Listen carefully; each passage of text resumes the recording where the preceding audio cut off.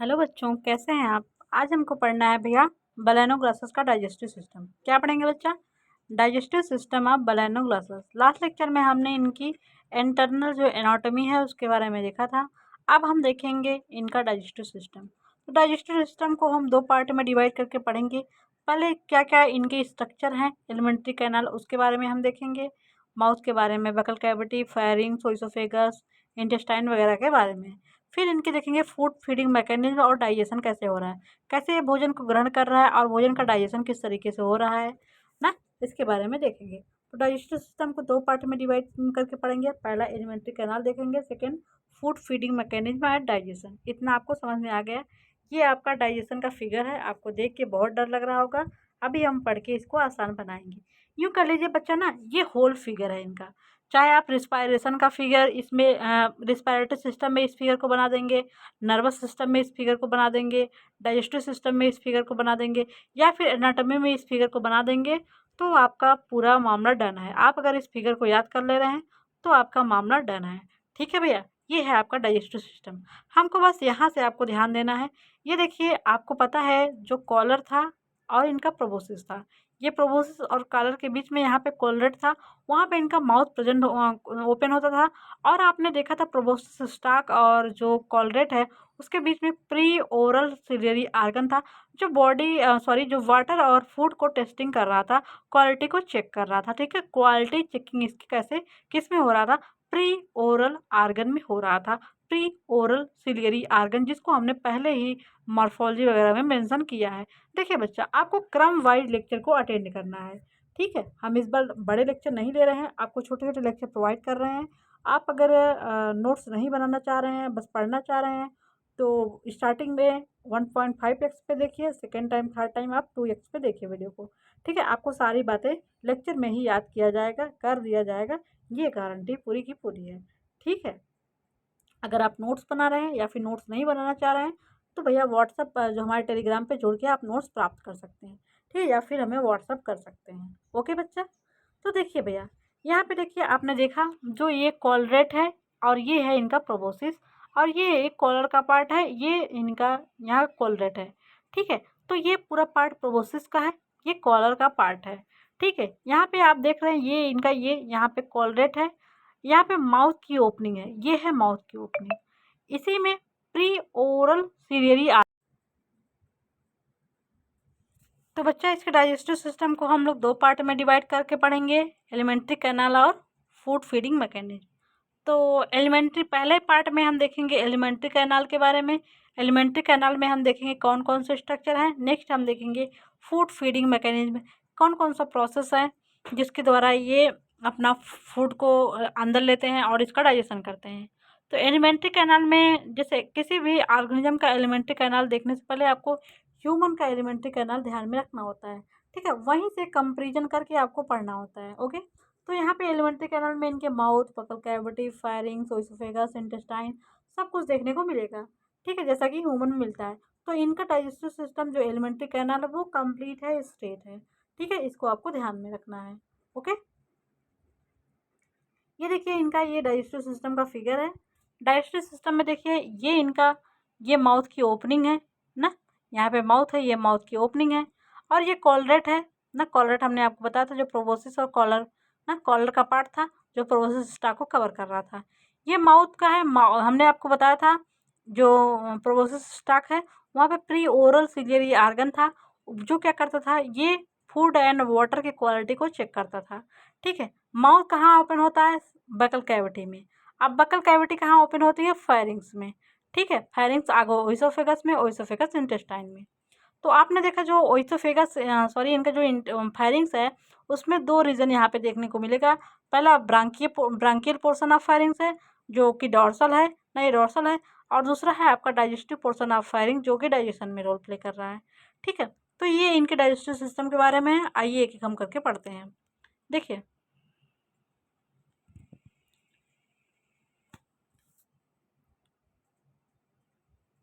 देखिए बच्चा, जो इनका एलिमेंट्री कैनाल है ये कंप्लीट है और स्ट्रेट है। एलिमेंट्री कैनाल इनका कंप्लीट है, मतलब इनके जो स्ट्रक्चर है सभी एलिमेंट्री कैनाल में प्रेजेंट होते हैं। और ये कंप्लीट भी है और ये स्ट्रेट ट्यूब है, ये स्ट्रेट ट्यूब है। ठीक है, जैसा कि आपको फिगर में हमने दिखाया है। Tube running between the mouth and anus, जो एलिमेंट्री कैनाल का ट्यूब है ये माउथ टू एनस के एनस तक रन करता है। ठीक है, it is supported throughout its length by the dorsal and ventral mesenteries. Elementary canal को सपोर्ट करने के लिए डार्सल और वेंट्रल मेजेंट्रीज होती हैं। ठीक है, डार्सल और वेंट्रल मेजेंट्रीज क्या है ये आपको हम दिखाते हैं। ये देखिए आपका वेंट्रल मेजेंट्रीज ये है और यहीं पे भी डार्सल मेजेंट्रीज होगा, तो फिगर में यहाँ पे नहीं दिखाया गया है।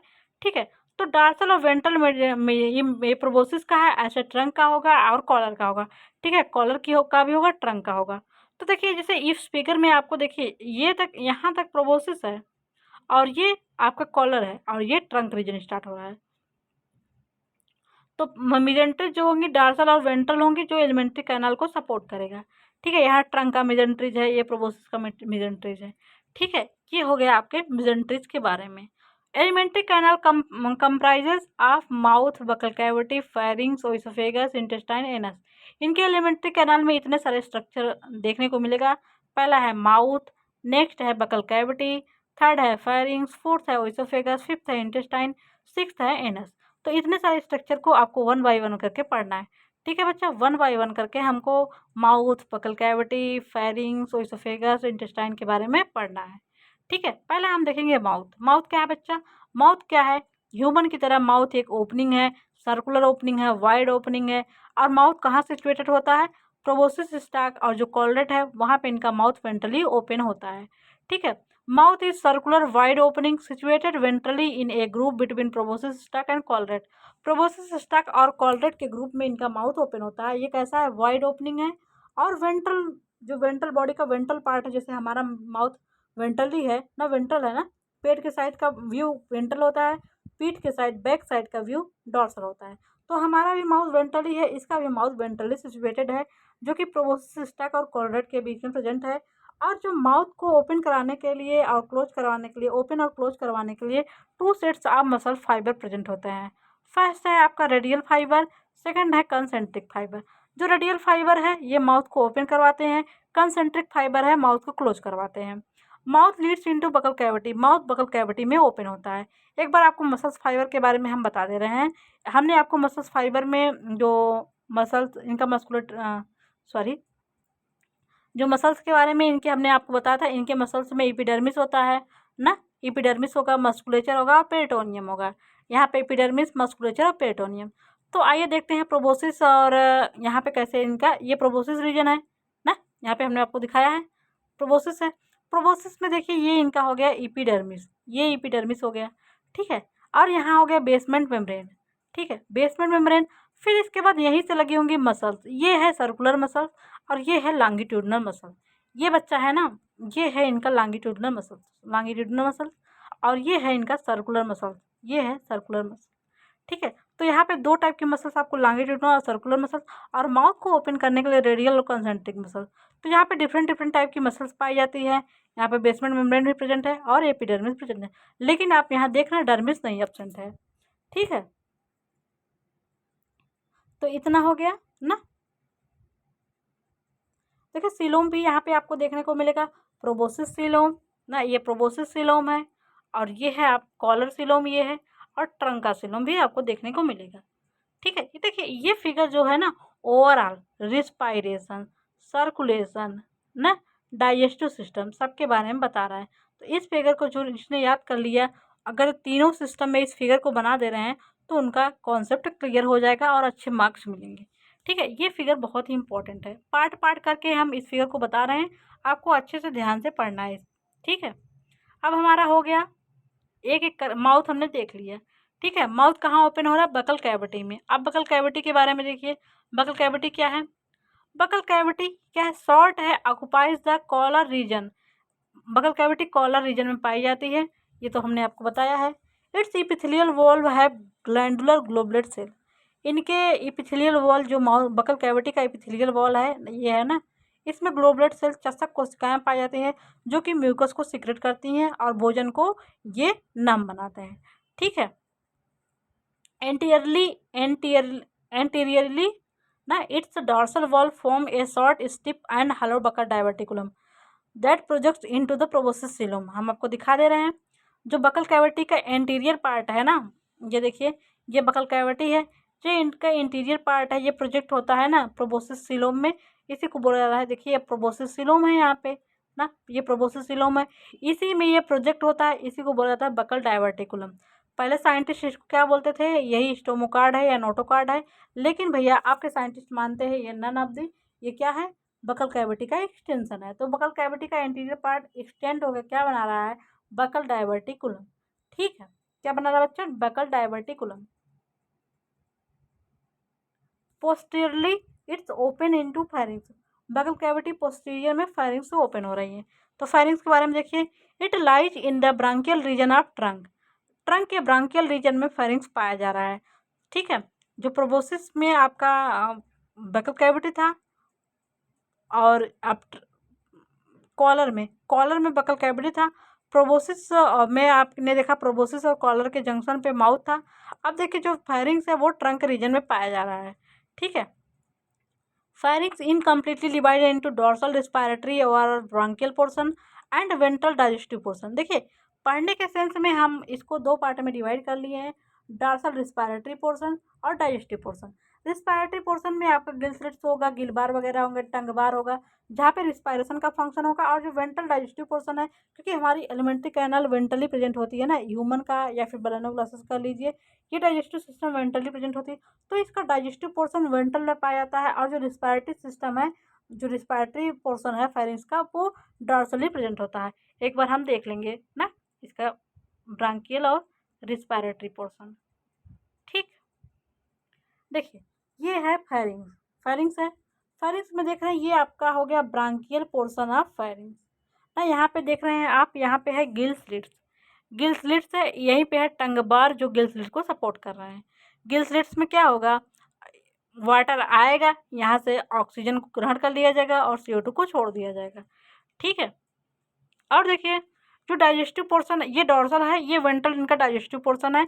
यहाँ पे भोजन मटेरियल ऐसे फायरिंग से होकर ओइसोफेगस में जाते हैं। तो ये इनके हो गया फायरिंग्स के बारे में। ठीक है भैया,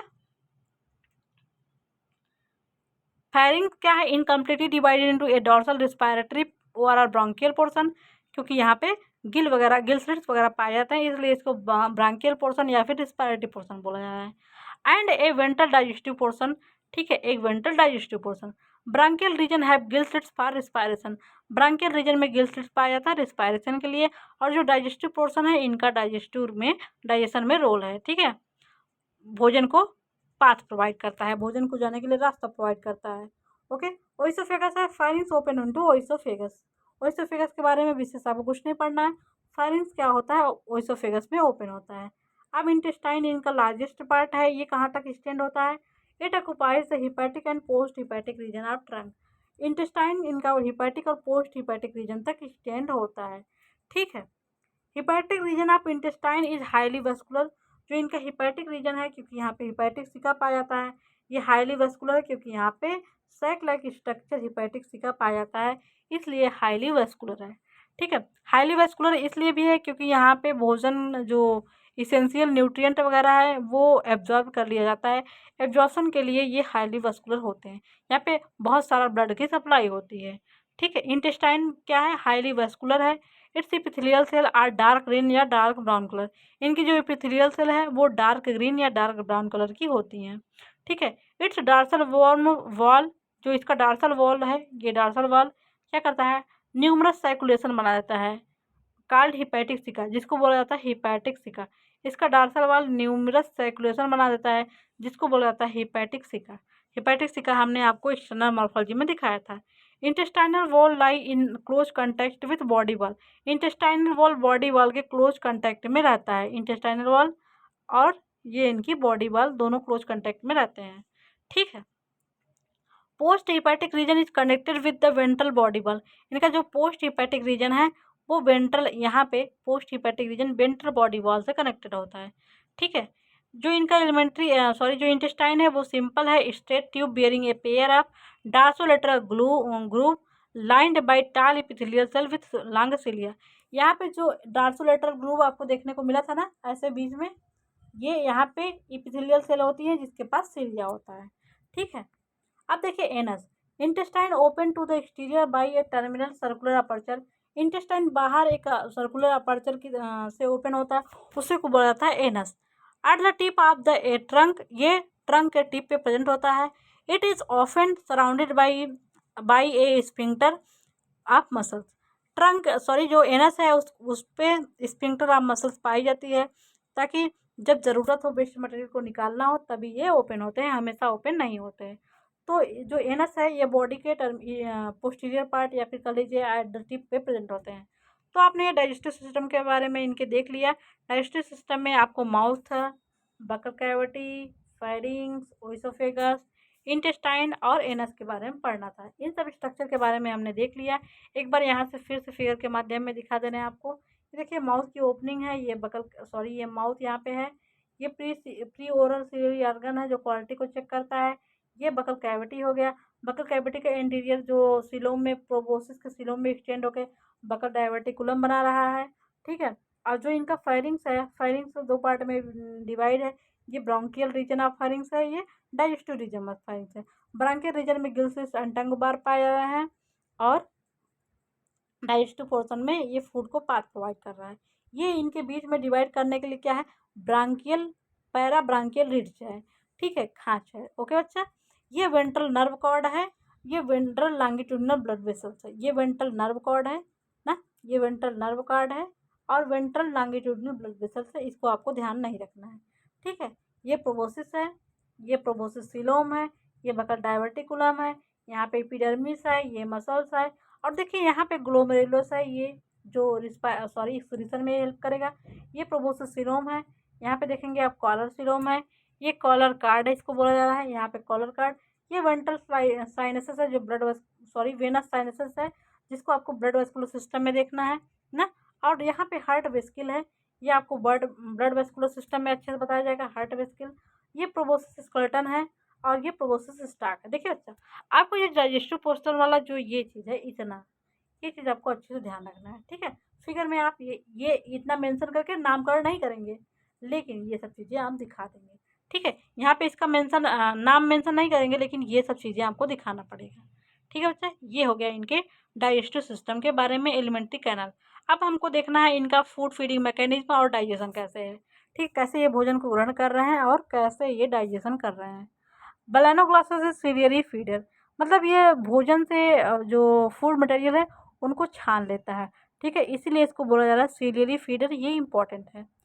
फूड माइक्रो ऑर्गेनिज्म, इनका फूड क्या है, micro organism and organic particle present in water. जो सी वाटर में माइक्रो ऑर्गेनिज्म ना, डायटम्स वगैरह हमने आपको बताया है वो प्रेजेंट होते हैं, और ऑर्गेनिक पार्टिकल जो वाटर में प्रेजेंट होता है, यही इनके फूड है। क्या बच्चा, यही इनके फूड है। लेटरल सीलिया ऑफ गिल स्लिट, जो गिल स्लिट के सीलिया है, set of A current of H2O which enter through mouth, buccal cavity, pharynx, gill slits, branchial sac, lead through the gill पोर।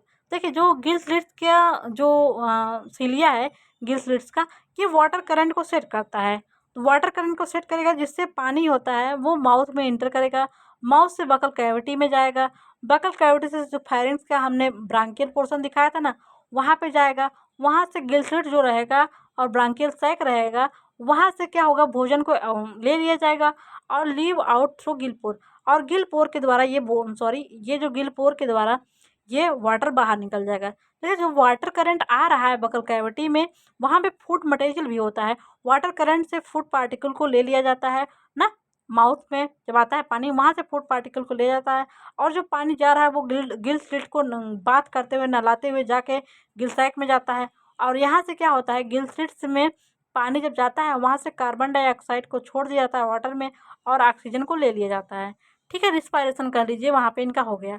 और जो पानी गिल पोर के माध्यम से बाहर निकल जाता है, ठीक है।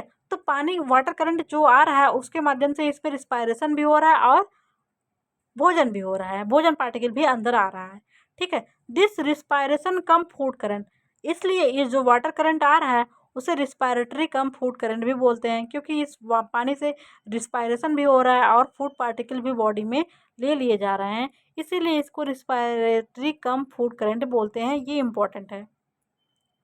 जो प्री ओरल सिलियरी ऑर्गन है, ये यू शेप्ड है, आपको पता है। Test the quality of food, ये फूड की और वाटर की क्वालिटी को चेक करते हैं, ठीक है। The firings food moves through the ventral in the firings food moves through the ventral digestive portion. आपने फायरिंग्स का देखा, दो पोर्शन था, डार्सल ब्रांकियल जो पोर्शन था और ये डाइजेस्टिव पोर्शन था वेंट्रल में। तो फूड पार्टिकल जो माउथ से बगल कैविटी में ना, बगल कैविटी से फायरिंग से क्या होता है, ये वेंट्रल रिस्पायरेटरी पोर्शन में जाते हैं और जो वाटर था वो ब्रांकियल पोर्शन में जा रहा था ना। यहाँ फायरिंग्स में देख रहे हैं तो दो पानी के लिए ब्रांकियल रिस्पायरेटरी पोर्शन और फूड पार्टिकल के लिए वेंट्रल डाइजेस्टिव पोर्शन। ठीक है, यहाँ पे फूड पार्टिकल जा रहा है। Digestion brought out by enzyme secreted by gland cell of the pharynx oesophagus hepatic region of intestine. तो डाइजेशन किसके द्वारा हो रहा है, डाइजेस्टिव एंजाइम के द्वारा, जो ग्लैंड सेल ऑफ फायरिंग्स के द्वारा, oesophagus and hepatic region of intestine के द्वारा सिक्रेट हो रहे हैं। Undigested substance along with sand and silt passes out through the anus as casting। जो इनका अनडाइजेस्टेड मटेरियल है वो एनस के थ्रू बाहर निकल जाता है, जैसा कि हमने जब हम आप इनके बारों के बारे में बता रहे थे वहाँ पे हम कास्टिंग के बारे में हमको बताया था। तो इनका जो फिकल मैटर है वो कास्टिंग के फॉर्म में होता है, ये ध्यान रखना है। The exact process of digestion are not known. देखिए बलानोग्लासेस का एग्जैक्ट जो डाइजेशन का प्रोसेस है वो वेल नोन नहीं है। ठीक है, तो due to lack of knowledge आपको डाइजेशन के बारे में इतना बताया गया है। ठीक है भैया, तो that's all about digestive system of balanoglossus. Next lecture में हम लोग रिस्पायरेटरी सिस्टम के बारे में पढ़ेंगे। थैंक यू सो मच बच्चों, मिलते हैं नेक्स्ट लेक्चर में।